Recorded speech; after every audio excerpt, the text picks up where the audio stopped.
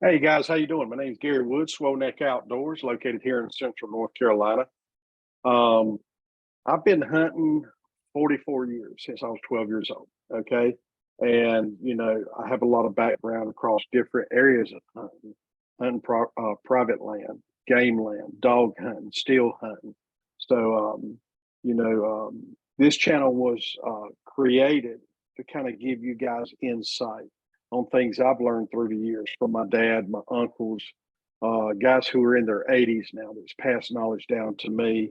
And, me also embracing today's technology with hunting, we're going to look at combining those two, which is what I've had to do in the past 15 years to be successful. So, um, uh, we'll have tutorials weekly, going through different facets of what we've done here to be successful. Why am I doing this? Well, it's simple. I'm one of those guys that does not like to absorb the knowledge to himself. Like sharing knowledge, sharing best practices, what works, what does not. So we'll definitely give you everything you need to be successful in your hunts moving into the future. Now, a little bit of background about our property here. It is a private parcel of land that we've been hunting now for 7 or 8 years. Okay. Um, when we started hunting there, first 3 years, we didn't kill a thing. Okay. It was basically sitting the blinds, sit in the ladder stands, tree stands, what have you, and just observe the deer, get a flow on their pattern of, trailing through the woods, what direction they typically take as the wind directions blow and things like that. So obviously the weather, moon phases, all of that stuff takes into account. Okay. Um, like I say, first 3 years we didn't kill nothing. Year four, we did kill one buck. Okay. Not a very big deer. Okay. If you can see this right here, it's a little 6 pointer that we have, that we killed out that first year. We actually killed something.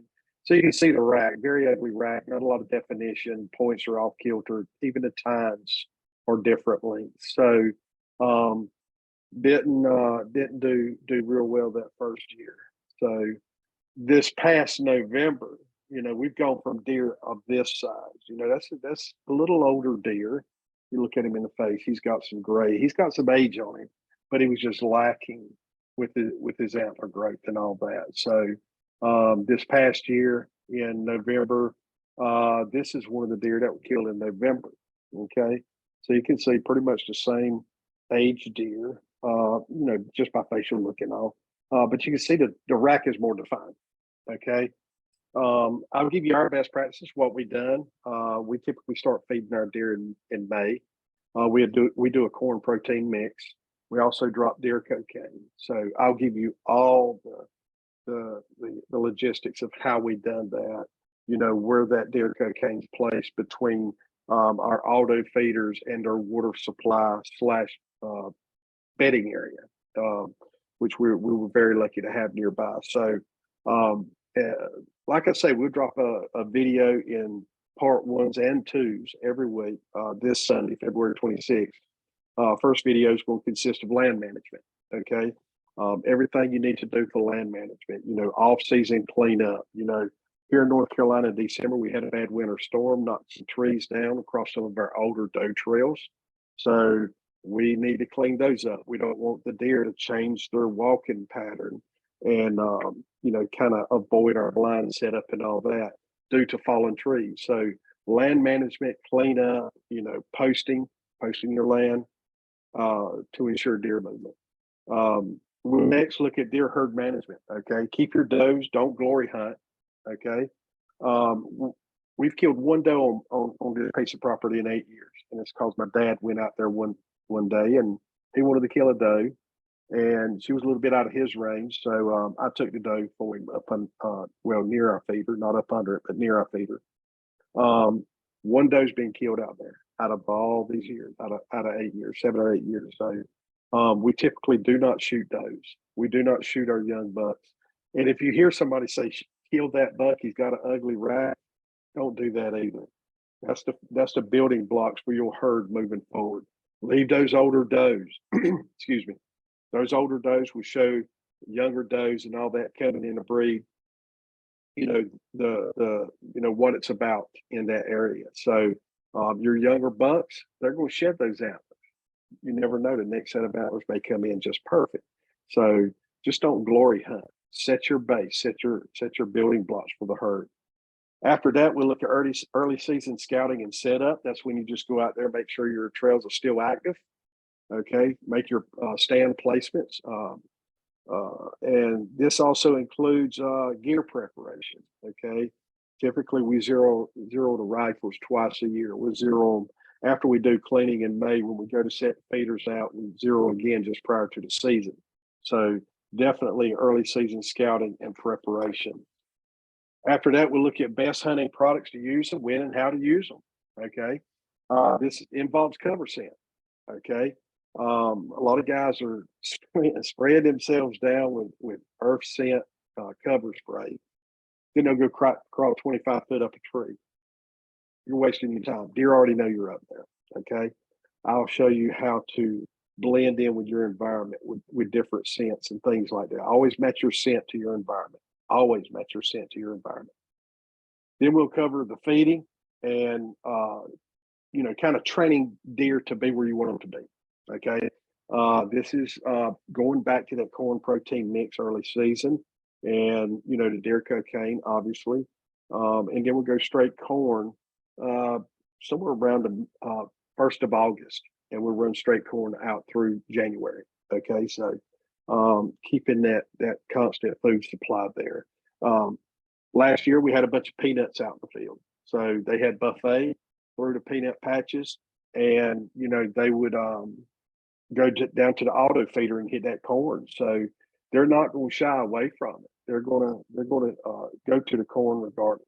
Okay, so we'll definitely give you some feeding and tips on creating better racks with that deer cocaine. Next, the ruts. Okay, the rut in North Carolina and South Carolina, Virginia, it's a little different from the Midwest. You see those guys out there that get on those rattling racks and just go to town on them, right? That's not what deer do here in North Carolina. Give it a good hard bang, bang, little tickle, tickle, jump off, snort, grunt, okay? And choose good intervals, okay? I'd say at least a 20-minute interval on the snort, grunt, and all that. So, but we'll definitely go in much detail across that and get you guys set up for success during the rut. The next video will cover manage your tags as you manage your deer. Okay, you guys heard me. We've killed one doe on that property in 8 years, and from most years, I go in and I take 2 bucks. I throw my doe tags away. I don't go back. This past season alone, guys, listen to this. I killed a big 6 on Tuesday. Okay, that following Sunday, I killed that 11 that I showed you that picture of. And that's all the hunting I've done for the entire year. Okay, I think I went 2 times prior to that, and that's it. I mean, that's how good our herd has come along. Hunter pressure is another thing that kind of helps out with your herd development. So definitely keep an eye on your harvest. Okay, don't harvest just because you got tags. I know guys, they'll kill deer beyond their tags. They'll say, "You got a tag left? Let me borrow it." Let's not do that. Keep your herd balanced. Keep your does in. Then we'll move on to a video on best scent camo and feeding for your hunt. Okay. Typically, I use Canati, which is basically the design behind me here. A lot of people like the new Sitka stuff. That's fine, but I use Canati, and I'm old military, so yeah, I paint my face up. Okay, to blend in. If you're sitting in a blind and you have good camouflage on and you have nothing over your face is a big white spot sitting in there. So they will see that. They do pick up on that. Okay, so we'll go through a lot of processes with that. And then finally, we do a products review on everything from cover scent to what type of corn we use. I mean, everything. We'll go through everything. I don't have the most expensive trail cams. I got them off Amazon. Really good trail cams. Okay, relatively cheap. So we'll definitely go into those.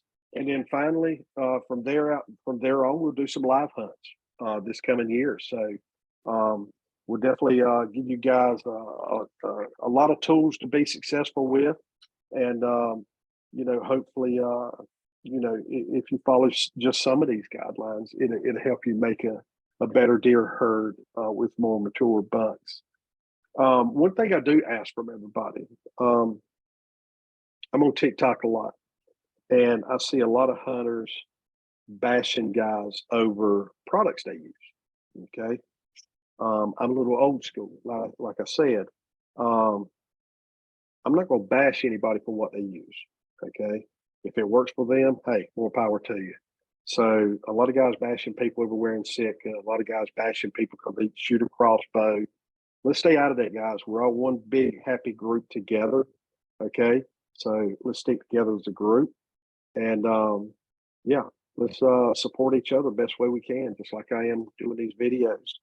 But yeah, look for a drop this Sunday, February 26th, probably be around 5 or 6 o'clock Eastern time. It could be one part, could be 2 parts, just not sure yet how in depth we get in the video. Be sure to subscribe to this channel. Okay, if you're interested, subscribe to the channel, and if you don't pick up but a thing or two from what I've been through through the years, that's great. That's just going to help you out that much more. Not everything that I do will work for everybody. I'm just giving everybody tips on what I do to be successful in my part of North Carolina. Okay, so give this video a like, subscribe to it, and like I say, this is SwolNeck Outdoors. If you have a simple question, you want to email me, swolneckoutdoors@gmail.com. Absolutely reach out to me in email. And my name's Gary Wood with SwolNeck Outdoors, and we will see you guys Sunday. Have a good one, and see you soon. Bye-bye.